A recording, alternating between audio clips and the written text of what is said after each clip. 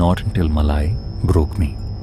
Growing up in Kochi, where the chaos of honking auto rickshaws, fish vendors' shouts, and the salty tang of the sea filled every corner, spirits seemed like childish fantasies, relics of grandmother's tales meant to quiet restless kids.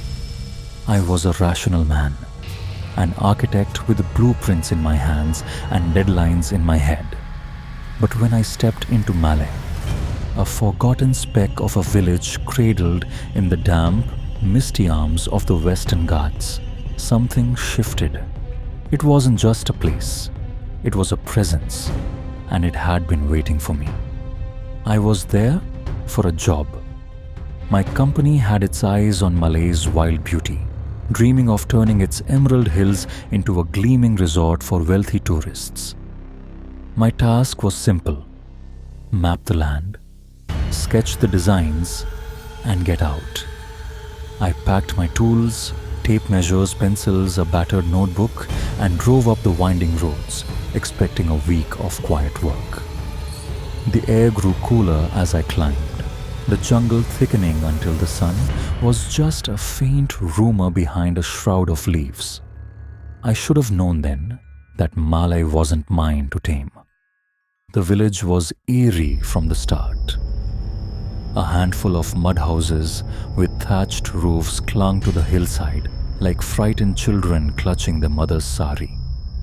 The people moved slowly, their faces weathered and weary, offering me tea in chipped cups with smiles that didn't reach their eyes. Every so often, their gazes darted upward to the Kadu, the dense, brooding forest that loomed over us like a predator sizing up its prey.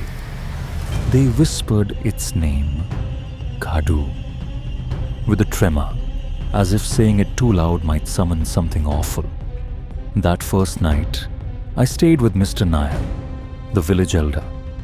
He was a wiry man, his skin like cracked earth, his eyes sunken and shadowed as if sleep had abandoned him years ago. We sat on a creaky wooden bench in his dim, kerosene-lit home, eating rice and fish curry off banana leaves. Halfway through the meal, he stopped chewing, set his hands flat on the table, and stared at me with an intensity that made my spine prickle. "Don't go into the Kadu after dark," he said, his voice a hoarse rasp, barely above a whisper. "It's not safe, not for you, not for anyone." I forced a chuckle, sipping my tea to hide my unease. "Why's that?" I asked, expecting a quaint yarn about lost cows or mischievous monkeys. He didn't blink. "There are things in there, old things, dead things. They whisper in the shadows, calling your name, tugging at your soul. You hear them, you follow. And then..." He trailed off, his fingers curling into fists. "No one comes back." I laughed again, louder this time, brushing it off as rural superstition. But as I lay on the thin mat in his spare room that night, the wind howling through the cracks in the walls, I felt it, a weight, like unseen eyes boring into me. The windows rattled like bones, and beyond them, I swore I heard a faint, mournful hum weaving through the trees. Sleep didn't come easy. The days blurred into work. I trudged across the land, my boots sinking into the damp soil, measuring slopes and sketching outlines for bungalows that would never stand. The Kadu was breathtaking. Ancient trees with gnarled trunks stretched into a canopy so thick it drowned the daylight, leaving only a greenish gloom. Ferns curled like skeletal hands from the undergrowth, and the air smelled of wet earth and decay. But it wasn't just beautiful, it was wrong. The silence wasn't peaceful, it was suffocating, broken only by sudden rustles that made my heart lurch. I'd spin around, expecting a deer or a bird, but there was nothing, just the forest, watching. Then the strangeness crept in. My tools started vanishing. My tape measure one day, a pencil the next, only to reappear hours later, wedged into the bark of a tree or half sunk in the mud, caked with something sticky and black that stank of rot. I'd hear whispers, soft, fleeting murmurs like voices just out of reach, carried on breezes that shouldn't have existed in that still, heavy air.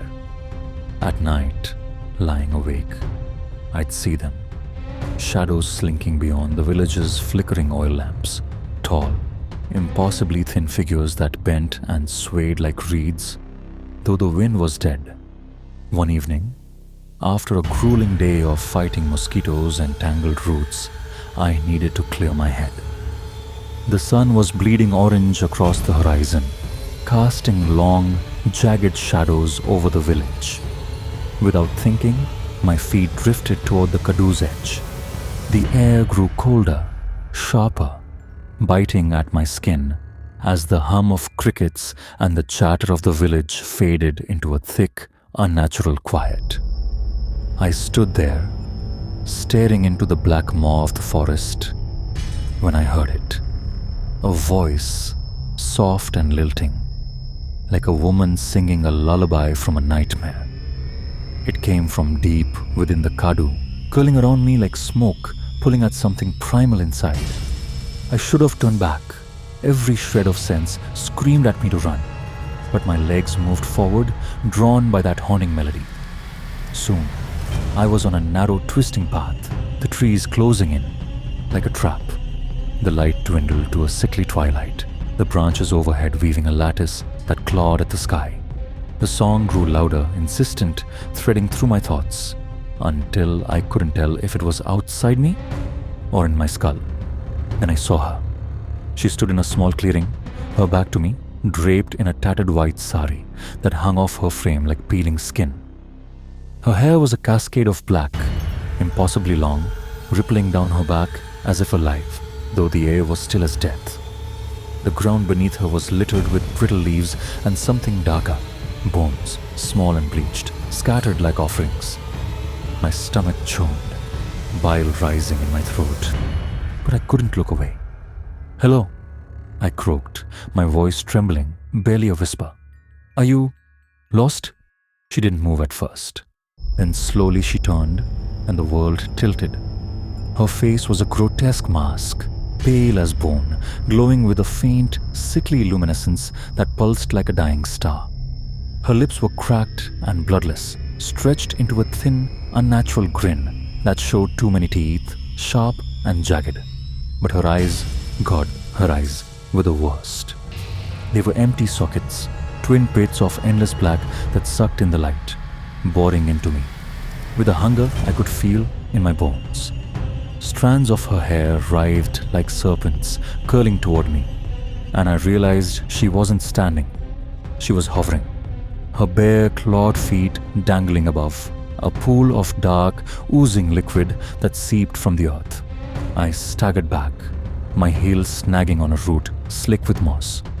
I crashed to the ground, the air slamming out of my lungs, and she glided closer, silent as a shadow. Her skeletal hands stretched out, fingers tipped with nails like rusted blades, and when they grazed my arm, a searing cold stabbed through me, sharp and deep, as if my blood was freezing in my veins. I screamed, but the sound was swallowed by the Kadu. "You shouldn't have come," she hissed, her voice a chorus of dry leaves and breaking glass, layered with echoes that clawed at my mind. "Your flesh is mine now. You'll rot with me."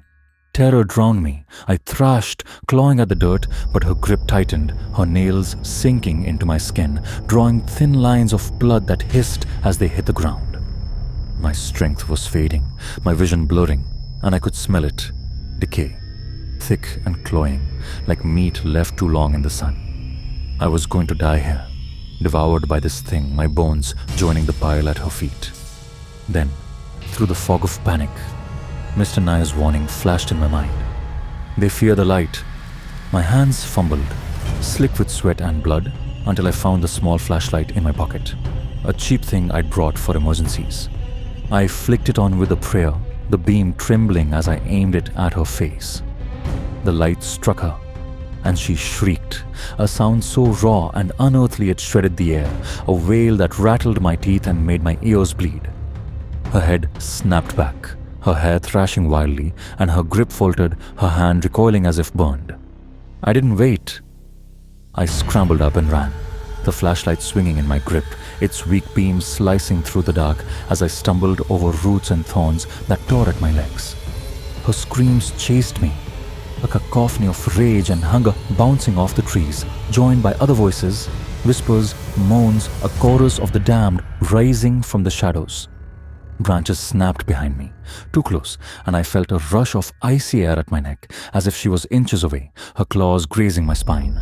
The forest fought me every step, vines snagging my ankles, the ground sucking at my boots. But I kept running until the trees thinned and the village lights flickered ahead.